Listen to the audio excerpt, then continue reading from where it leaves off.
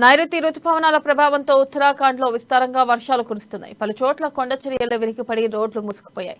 రాష్ట్రంలోని పరిస్థితులను సీఎం పుష్కర్ సింగ్ ధామీ స్వయంగా పర్యవేక్షిస్తున్నారు. ప్రముఖ పుణ్యక్షేత్రం కేదార్నాథ్ వద్ద కూడా భారీ వర్షాలు అతలాకుతలం చేస్తున్నాయి. ఈ నేపథ్యంలో కేదార్నాథ్ యాత్రను నిలిపివేశారు. గౌరీకుండ్ నుంచి కేదార్నాథ్ వరకు విస్తారంగా వర్షాలు కురుస్తూ ఉండడంతో సోన్ ప్రయాగ్ నుంచి బయలుదేరిన భక్తులు ఆగిపోవాలని అధికారులు స్పష్టం చేశారు.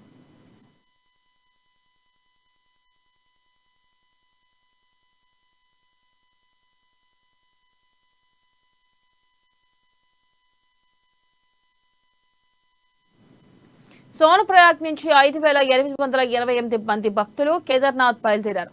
అయితే వీరు ముందుకు వెళ్లేందుకు అధికారులు అనుమతించలేదు. రానున్న 24 గంటల్లో ఉత్తరాఖండ్లోని 7 జిల్లాలకు వాతావరణ సంస్థ భారీ నుంచి అతి భారీ వర్ష సూచన జారీ చేసింది. ఆరెంజ్ అలర్ట్ నేపథ్యంలో కేదార్నాథ్ వెళ్లే భక్తులు అప్రమత్తంగా ఉండాలని అధికారులు సూచించారు.